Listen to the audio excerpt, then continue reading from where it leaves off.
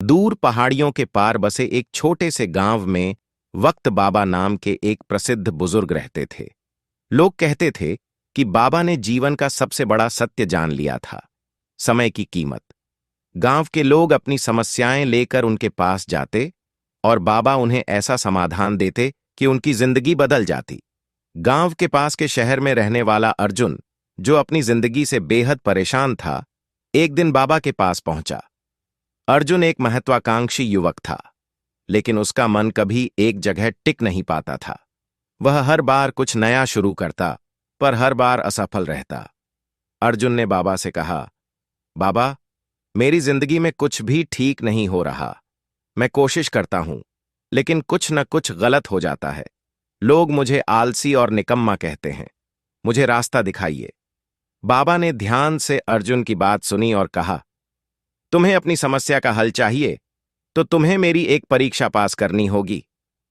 बाबा ने मुस्कुराते हुए उसे एक चमचमाती घड़ी दी और कहा, यह घड़ी तुम्हारी परीक्षा की कुंजी है। तुम्हें इसे लेकर पहाड़ी की चोटी तक जाना है और वापस लौटना है।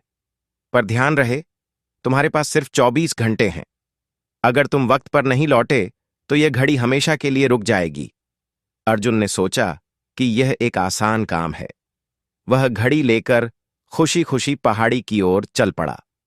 रास्ते में अर्जुन को एक सुंदर खेत दिखाई दिया, जहां कुछ किसान फसल काट रहे थे।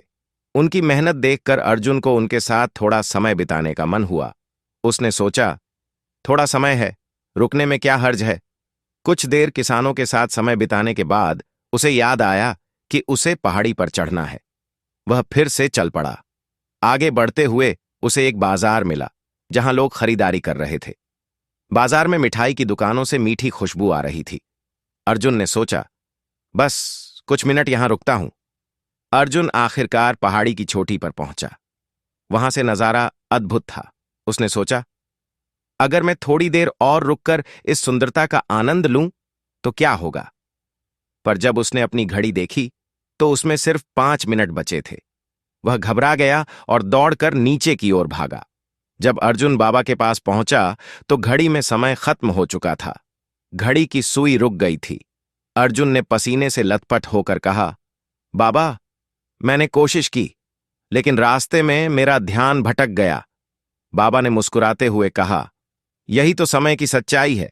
जीवन में छोटे छोटे आकर्षण तुम्हें तुम्हारे लक्ष्य से भटका देते हैं, लेकिन समय कभी किसी का इंतजार नहीं करता। एक बार जो वक्त चला गया वह कभी वापस नहीं आता। तुम्हारी असफलता का कारण यही है कि तुम अपने समय का सही उपयोग नहीं कर रहे।